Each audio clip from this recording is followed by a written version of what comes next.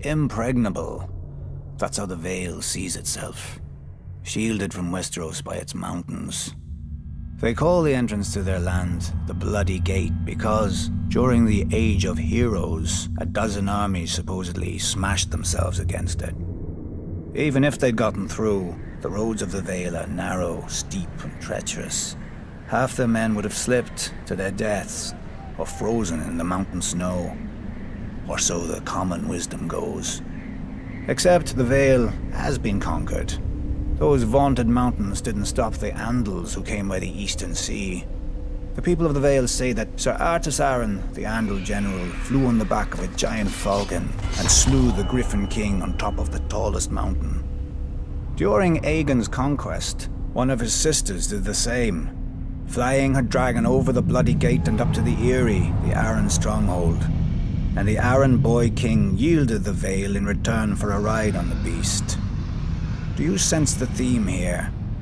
The rationalizing of defeats with mythical beasts and the whims of children, instead of acknowledging the root cause, the arrogance of isolation.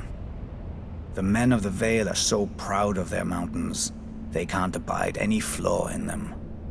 As with the mountains, so too with their blood. The first Andals landed in the Vale as its most powerful lords, the Arryns, the Waynwoods, the Corbrays, like to brag. Through their veins runs the blood of the oldest Andal nobility in Westeros, but through their brains runs an even older folly. That blood matters. If it did, those pure-born lords should have been able to exterminate the hill tribes centuries ago. But those primitive raiders, whose tribes more resemble kennels than families, continue to plague the Vale, even kidnapping an Arryn once. Until Tyrion Lannister, an outsider, no Vale lord ever thought to turn the tribes to the Vale's advantage. That a desperate, warlike people could be useful, not to mention inexpensive. But perhaps the Vale lords consider such thoughts beneath them. After all, the Vale's isolation does breed an abundance of honor and pious bleating, which governs their decisions instead of foresight.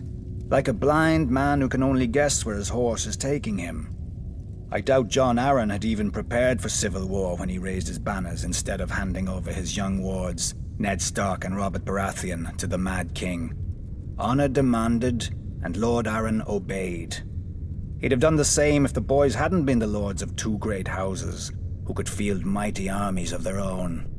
But perhaps I give him too little credit.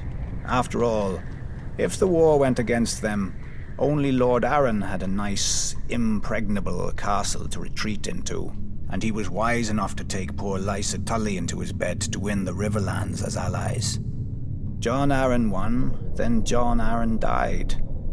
Wisely, the Vale stayed out of all the ensuing chaos.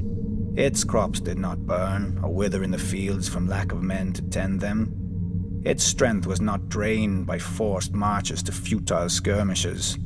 In the Vale, life proceeds as it always has. Calm, proud. A world of high honor undisturbed by armies and men of low birth, but high ambition. Impregnable.